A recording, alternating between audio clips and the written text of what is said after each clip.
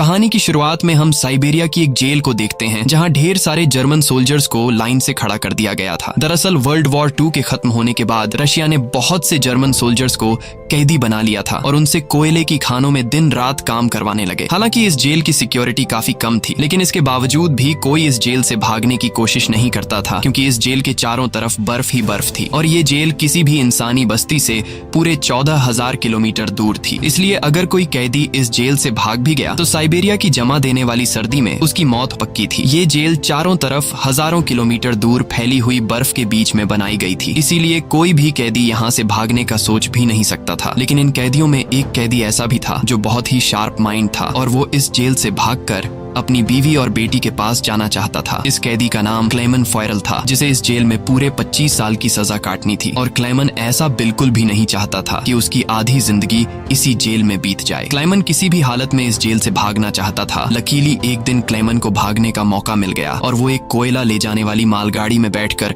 इस जेल से भाग निकला। अब जेल के बाहर जब उसने खुले आसमान में सितारों को देखा तो वो खुशी से झूम उठा, लेकिन ये खुशी कुछ ही देर की मेहमान थी। थोड़ी दूर चलने के बाद उस मालगाड़ी को रोक दिया गया और जब क्लेमन ने बाहर झांक कर देखा तो एक रशियन सोल्जर बंदूक ताने उसके सामने खड़ा था। बदकिस्मती से यहाँ क्लेमन पकड़ा गया और जेल से भागने के जुर्म में उसे एक ओपन एयर सेल में बंद कर दिया गया। सर्दी बहुत ज्यादा थी और रात में होने वाली बारिश ने क्लेमन की हालत खराब कर दी थी। उस सेल में क्लेमन को कुछ घंटों के लिए नहीं बल्कि पूरे 2 दिनों तक रखा गया। अब पूरे 2 दिन बाद अगली सुबह जेल का वार्डन उसके पास आया और उसे सेल से बाहर निकाल कर उससे कुछ भी टॉर्चर नहीं किया गया। बस सिर्फ ये बोला कि तुम्हारे साथी बेसब्री से तुम्हारा इंतजार कर रहे हैं। अब जब क्लेमन अपने साथियों से मिला तो वो सब लाठियां और डंडे लेकर उसका इंतजार कर रहे थे। वो सब क्लेमन पर बहुत गुस्सा थे, क्योंकि क्लेमन के भागने की वजह से उन सबको पिछले 2 दिनों से भूखा रखा गया था। और क्लेमन को अब वार्डन की बात समझ में आ गई कि उसने क्यों कहा था कि तुम्हारे साथी तुम्हारा इंतजार कर रहे हैं। अब क्लेमन को देखते ही बाकी कैदियों ने उस पर हमला कर दिया और उसे बहुत बुरी तरह से मारा। इस मारपीट में क्लेमन इतना जख्मी हो गया कि उसे जेल के हॉस्पिटल में एडमिट करना पड़ा। इस जेल का डॉक्टर भी एक जर्मन कैदी था। जैसे ही क्लेमन होश में आया उसने डॉक्टर से कहा कि मैं एक बार फिर से जेल से भागना चाहता हूं और मुझे आपकी मदद चाहिए। डॉक्टर क्लेमन की बहादुरी देखकर हैरान रह गया कि ये इतना सब कुछ झेलने के बाद भी हार मानने को तैयार नहीं। डॉक्टर ने उसे समझाया कि इस जेल से जिंदा भाग पाना नामुमकिन है और अगर तुम यहाँ से भाग भी गए तो बाहर की जमा देने वाली सर्दी में मर जाओगे। लेकिन हकीकत ये भी है कि अगर तुम यहाँ से नहीं भागे तब भी तुम्हारी मौत पक्की है, क्योंकि जिन कोयले की खानों में तुम काम करते हो वहाँ कार्बन की मात्रा बहुत ज्यादा है, जो हवा के जरिए तुम्हारे शरीर में जाता है और उससे कैंसर जैसी खतरनाक बीमारियां होती हैं। इसलिए डॉक्टर ने क्लेमन से कहा कि तुम्हें एक आखिरी बार इस जेल से भागने की कोशिश जरूर करनी चाहिए। उसके बाद डॉक्टर ने अपने सारे गर्म कपड़े, जूते और जरूरत का सारा सामान निकालकर क्लेमन को दे दिया और उसे ये भी बताया कि रशियन सोल्जर्स अपना खाना रेलवे लाइंस के पास छुपा कर रखते हैं। इसके साथ ही उसने क्लेमन को एक बंदूक भी दी ताकि वो अपनी हिफाजत कर सके। दरअसल डॉक्टर ने ये सारा सामान इसलिए पहले से इकट्ठा किया हुआ था क्योंकि वह खुद भी इस जेल से भागना चाहता था, मगर 1 हफ्ते पहले उसे पता चला कि वह कैंसर का मरीज है और उसके पास 1 महीने से ज्यादा वक्त नहीं है। अब उसने क्लेमन को एक लंच बॉक्स दिया और कहा कि अगर तुम जिंदा बच गए तो मेरी फैमिली तक ये लंच बॉक्स पहुंचा देना और कहना कि मैं इस दुनिया में अब नहीं रहा। यहाँ एक बार फिर से रात के अंधेरे में क्लेमन दोबारा भाग निकला और इस बार उसने मालगाड़ी की बजाय पैदल चलने का फैसला किया। वो पूरी रात पैदल चलने के बाद सुबह भी चलता रहता है, क्योंकि उसे डर रहता है कि कहीं रशियन सोल्जर उसे पकड़ न लें। अब जब सुबह वार्डन को पता चला कि क्लेमन जेल से फरार हो चुका है तो वो सीधा डॉक्टर से पूछताछ करने उसके कमरे में पहुंचा। लेकिन उसके पहुंचने से पहले ही डॉक्टर ने अपनी जान ले ली थी, क्योंकि उसे पता था कि क्लेमन के भागने की खबर सुनने के बाद वार्डन मुझे बहुत तड़पा तड़पा कर मारेगा। इसके बाद वार्डन ने कई रशिया सिपाहियों को क्लेमन की तलाश में भेजा और उसे जिंदा पकड़कर वापस लाने का हुक्म दिया। लेकिन कई दिनों की तलाश के बाद भी उसे क्लेमन का कोई पता न चल सका। क्लेमन की खुशकिस्मती ये थी कि बर्फबारी स्टार्ट होने की वजह से उसके पैरों के निशान मिटते जा रहे थे, जिससे क्लेमन को ढूंढना मुश्किल पड़ रहा था। अब सबको लगने लगा कि क्लेमन इस सर्दी में जमकर मर चुका होगा, मगर वार्डन मानने को तैयार नहीं था, क्योंकि वार्डन जानता था कि क्लेमन बहुत स्ट्रॉन्ग है और वो इतनी आसानी से हार नहीं मानेगा। इसलिए उसने तलाश जारी रखने का हुक्म दिया। वहीं दूसरी तरफ हम क्लेमन को देखते हैं जो पूरे जोश के साथ बर्फीले तूफान को पार करते हुए आगे बढ़ रहा था। जेल से भागने के 9 दिन बाद उसे अचानक कुत्तों के भौंकने की आवाज सुनाई दी और जैसे ही वो पीछे मुड़ा उसने एक स्लेज को अपनी तरफ आते देखा। उससे पहले कि वो भागता वो स्लेज उसके पास आ गई और उस पर चढ़ती हुई आगे निकल गई। तभी क्लेमन की आंख खुल गई और उसे पता चला कि वो सिर्फ सपना देख रहा था। दरअसल क्लेमन पिछले 9 दिनों से पैदल चल रहा था और अब उसका खाना भी खत्म हो चुका था। भूख और थकान की वजह से उसका आगे बढ़ना मुश्किल हो गया था, लेकिन इसके बावजूद क्लेमन ने हार नहीं मानी और जैसे तैसे चलता रहा। कुछ दिनों के बाद उसका जिस्म भी जवाब दे गया और वो भूख से बेहोश हो गया। अब कुछ घंटों बाद जब उसे होश आया, उसने अपने आसपास एक अजीब सी आवाज सुनी। तभी उसने एक सील को देखा और ये देखते ही उसकी आंखें चमक उठी। उसने फौरन अपनी बंदूक निकाली और पूरी ताकत के साथ निशाना लगाने की कोशिश की, लेकिन थकान और कमजोरी की वजह से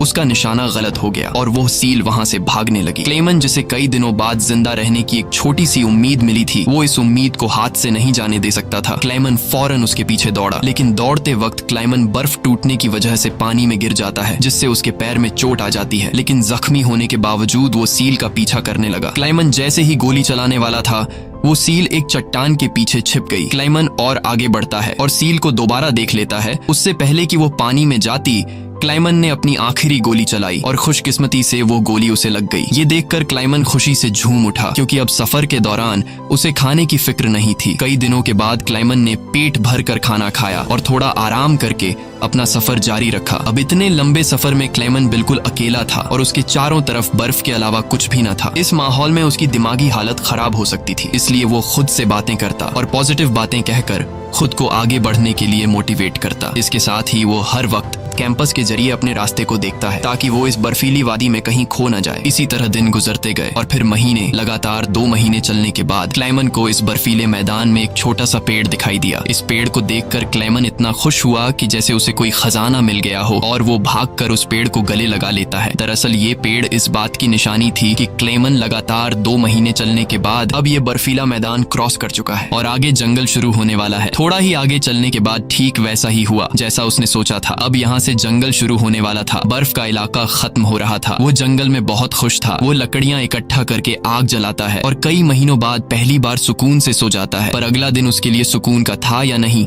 ये कोई नहीं जानता। दूसरी तरफ हम वार्डन को देखते हैं, जो अब भी क्लेमन की तलाश में था और उसने अपनी सर्च पार्टी को हुक्म दिया कि वो 500 किलोमीटर के दायरे में क्लेमन की तलाश करें। वहीं क्लेमन एक जंगल से होता हुआ आगे बढ़ रहा था कि अचानक वहां एक बर्फीला तूफान आ गया। ये तूफान इतना तेज था कि बड़े बड़े पेड़ भी जमीन से उखड़कर गिरने लगे। क्लेमन जैसे ही आगे बढ़ने की कोशिश करता है, एक बड़ा सा पेड़ सीधा उस पर गिर जाता है। क्लेमन की किस्मत अच्छी थी कि शाम में 2 आदमी यहाँ से गुजरे जो सोने की तलाश में थे। उन्होंने क्लेमन को देख लिया और वक्त पर उसकी जान बचा ली। उसके बाद ये तीनों एक साथ आगे बढ़े और कई दिनों के सफर के बाद बर्फीले मैदान से बाहर निकल आए। रास्ते में उन्हें एक दरिया मिला, जिसे पार करने के लिए उन्होंने लकड़ी की एक कश्ती बनाई। दरिया पार करते वक्त वह आपस में बातें करने लगे और एक दूसरे को बचपन के किस्से सुनाने लगे। लेकिन इसी बीच दरिया का बहाव तेज हो गया और कश्ती काबू से बाहर होने लगी। ऐसे में एक साथी का तवाजुन बिगड़ गया और वह सीधा पानी में जा गिरा। उसे तैरना नहीं आता था, वह डूबने लगा। ये देखकर क्लेमन ने पानी में छलांग लगा दी और किसी तरह उस आदमी को किनारे तक लाकर उसकी जान बचाई। दूसरी तरफ उनका दूसरा साथी उन दोनों को डूबने के लिए छोड़ देता है और अकेला आगे बढ़ गया। उसका दूसरा साथी बहुत ही लालची था। उसे लगा कि वो दोनों मर गए होंगे और लालच के चलते उसने अपने दोस्त का सोना भी खुद के पास रख दिया। थोड़ी देर बाद जब क्लेमन और दूसरा आदमी टेंट तक पहुंचे तो उस आदमी को अपने दोस्त पर बहुत गुस्सा आया और उसने उसे गोली मारकर उसकी जान ली। उसके बाद क्लेमन और वह आदमी ने सामान उठाया और सफर जारी रखा। वे दोनों कई महीनों तक इसी उम्मीद पर चलते रहे कि कोई इंसानी आबादी उन्हें मिल जाए। लेकिन दोबारा सर्दियों का मौसम आ गया और हर तरफ के जंगलात बर्फ की सफेद चादर में छुप गए। उस आदमी ने जो सामान उठाया था वह काफी भारी था, इसलिए उसे बर्फ में चलने में मुश्किल हो रही थी। ये देखकर क्लेमन ने उसका बोझ हल्का करने की कोशिश की और कहा कि कुछ देर के लिए अपना सामान मुझे दे दो। लेकिन यहाँ उस आदमी को शक हुआ कि शायद क्लेमन भी उसका सोना चुराना चाहता है, इसलिए उसने क्लेमन पर हमला करके उसे नीचे धकेल देता है, जिससे क्लेमन बेहोश हो जाता है। थोड़ी देर बाद क्लेमन को होश आया तो उसने देखा कि भेड़ियों का एक झुंड उसकी तरफ आ रहा है। अपनी जान बचाने के लिए वो एक दरख्त पर चढ़ने लगता है, लेकिन पेड़ पर चढ़ते वक्त एक भेड़िया उसका पांव पकड़ लेता है। लेकिन दरख्त कमजोर था और दरख्त दरमियान से टूट टूट गया जिससे क्लेमन नीचे गिर पड़ा। अब क्लेमन को लगा कि उसकी मौत पक्की है। तभी अचानक गोली चलने की आवाज आई। क्लेमन ने आंखें खोली तो उसने देखा कि कुछ भेड़िए मर चुके हैं और जो जिंदा थे वह भाग चुके हैं। दरअसल इलाके के शिकारियों ने आकर उसकी जान बचाई। वो उसे अपने गांव ले गए जहां गांव के लोगों ने उसका इलाज किया। बरसों की मेहनत के बाद क्लेमन एक इंसानी आबादी तक पहुंच चुका था। लोगों को देखकर उसे बेहद खुशी हुई। कई दिनों तक वो गांव में रुका और लोगों ने उसकी खूब खातिरदारी की। एक दिन गांव में एक लेटर आया जो किसी और का नहीं बल्कि खुद वार्डन का था। इसमें लिखा था कि एक जर्मन फौजी हमारी जेल से फरार हो चुका है और अगर किसी ने उसे पनाह दी तो वह गद्दार कहलाएगा। अब ना चाहते हुए भी क्लेमन को यह गांव छोड़ना पड़ा, क्योंकि अगर वो यहाँ से नहीं जाता तो वार्डन इस गांव वालों को भी सजा देते। जाने से पहले गांव के लोगों ने उसे खाने पीने का सामान और एक शिकारी कुत्ता दे देते हैं। इस लंबे सफर में अब क्लेमन का एक साथी भी बन गया है, इसलिए अब उसे अकेलापन महसूस नहीं हो रहा था। वे दोनों कई दिनों तक चलते रहे। रास्ते में उन्हें एक लकड़ी की फैक्ट्री नजर आई और कुत्ता खाने की तलाश में उसकी तरफ दौड़ा। अब क्लेमन अपने कुत्ते को बचाने के लिए मिल के अंदर गया। वहां वर्करों ने क्लेमन को पहचान लिया और उसे मालिक के पास ले गए। वहां जाकर क्लेमन ने मालिक को अपनी पूरी कहानी सुनाई, जिससे सबको क्लेमन पर तरस आया। उन्होंने उसे खाना खिलाया और जर्मनी जाने वाली ट्रेन में बिठा दिया। क्लेमन खुश था कि वह जल्द अपने घर पहुंच जाएगा, लेकिन वो नहीं जानता था कि मिल के मालिक ने उसकी खबर वार्डन को दे दी है। अब वार्डन अपने सिपाहियों के साथ स्टेशन पर उसका इंतजार कर रहा था, लेकिन स्टेशन पहुंचने से पहले क्लेमन ने दूर से रशियन सोल्जर्स को देख लिया और मौका मिलते ही ट्रेन से कूदकर भाग निकला। मगर बदकिस्मती से रशियन सिपाहियों ने उसे देख लिया और उसका पीछा करने लगे। क्लेमन ने जल्दी से पटरियां पार की, लेकिन अचानक न जाने वार्डन कहां से सामने आ गया। ये देखकर क्लेमन का दिल घबरा गया, क्योंकि अब उसे लगा कि उसकी बरसों की मेहनत जाया हो गई। अब इससे पहले कि वार्डन उसे गिरफ्तार करता, क्लेमन के कुत्ते ने वार्डन पर हमला करके उसे काट लिया और यूं एक बार फिर से क्लेमन को भागने का मौका मिल गया और वह पूरी जान लगाकर यहाँ से भागने लगा। लेकिन तभी उसे गोली चलने की आवाज आई और जब उसने पीछे मुड़कर देखा तो उसने अपने कुत्ते को मरा हुआ देखा। ये देखकर क्लेमन को काफी दुख हुआ, लेकिन इसके बावजूद भी वो रुका नहीं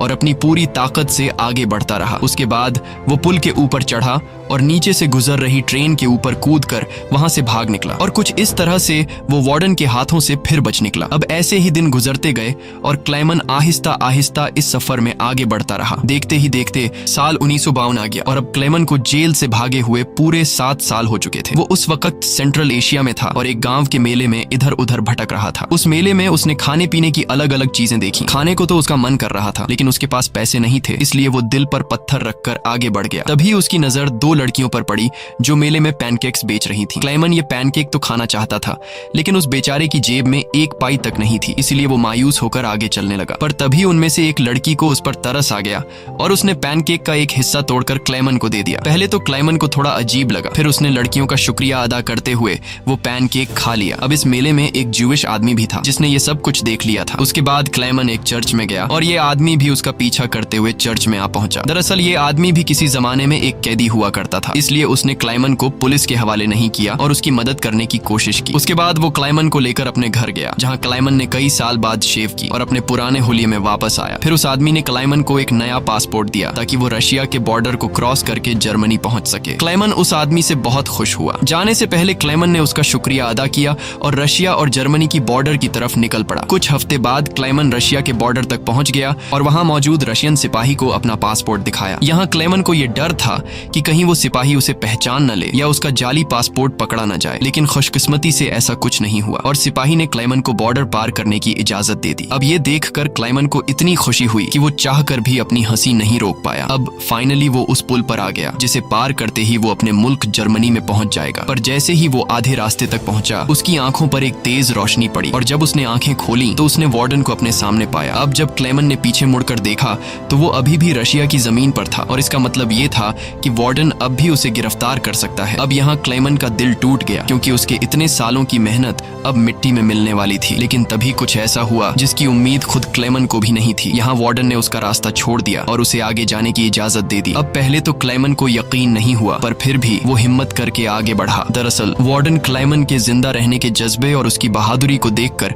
उससे काफी इंस्पायर हुआ, इसलिए उसने क्लेमन को गिरफ्तार नहीं किया और उसे अपने मुल्क वापस जाने दिया। और तभी वार्डन उससे ये कहता है, ये लड़ाई बस दो सोल्जर्स के बीच थी, एक मैं और एक तुम, और इसे तुम जीत गए। जाओ अपनी जिंदगी जी लो। अब फाइनली क्लाइमन ने उस बॉर्डर को पार किया और अपने देश जर्मनी पहुंच गया। इसके बाद वो अपने घर के करीब पहुंचा जहां उसने अपनी बेटी और बीवी को देखा। अब थोड़ी देर बाद वो दोनों चर्च जाने के लिए घर से निकलती हैं तो क्लेमन भी उनका पीछा करता हुआ चर्च में आ गया। हालांकि क्लेमन ने अभी तक अपनी बेटी को आवाज नहीं दी थी क्योंकि उसे उम्मीद थी कि एक दिन जरूर उसके पिता आएंगे। जब उसकी बेटी ने पीछे मुड़कर देखा तो उसने अपने पिता को पहचान लिया और दौड़कर अपने पिता को गले से लगा लिया। अब इतने सालों बाद क्लेमन को जिंदा देखकर उसकी वाइफ की खुशी का तो कोई ठिकाना नहीं था। फाइनली उन तीनों ने एक दूसरे को गले लगाया और इसी के साथ सच्ची कहानी पर बनाई गई ये फिल्म यहाँ पर खत्म हो गई। उम्मीद है आपको आज की कहानी पसंद आई हो। अगर आपको ये वीडियो अच्छी लगी हो तो इसे लाइक कर देना और चैनल को सब्सक्राइब कर